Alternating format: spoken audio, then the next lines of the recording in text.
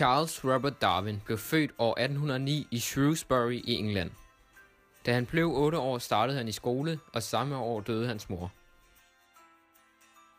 Da Darwin blev lidt ældre, tvang hans far ham på medicinstudiet, da han skulle følge sin bedstefars og fars fodspor som mediciner. Men allerede 2 år efter, i 1827, droppede Darwin studiet, da det aldrig rigtig fangede ham. I 1831 blev han inviteret på jordomrejse af nogle naturforskere. Skibet hed HMS Beagle.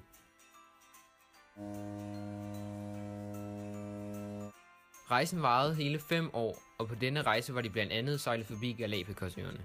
Her havde Darwin opdaget 13 forskellige arter af finken. Alle disse finker havde den samme forfader, men de var blevet spredt ud over de forskellige øer, og de havde hver især tilpasset sig til hver deres miljø.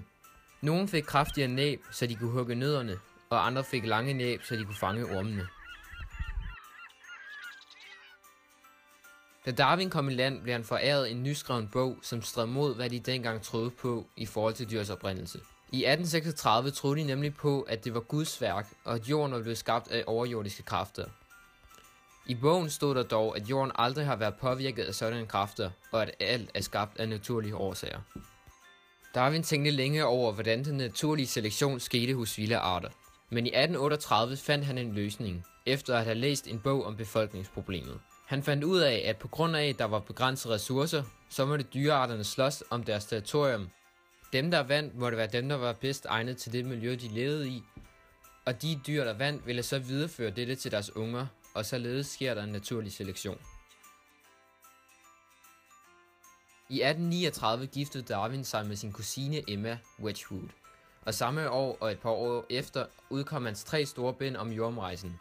Bøgerne kaldte han for The Voyage of the Beagle, som på dansk betyder Rejsen med Beagle, som altså var det skib, han sejlede med.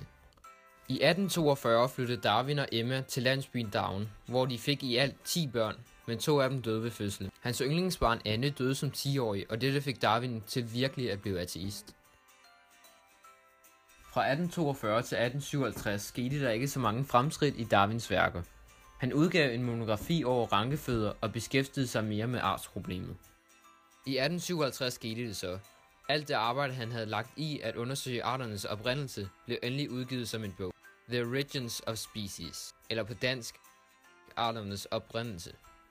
Den vakte straks opsigt hos folket, og den udkom i 6 udgaver. Dette værk er det, som Charles Darwin er blevet mest kendt for. I 1882 døde Darwin, og han blev begravet i Westminster Abbey, sammen med andre kendte fra England.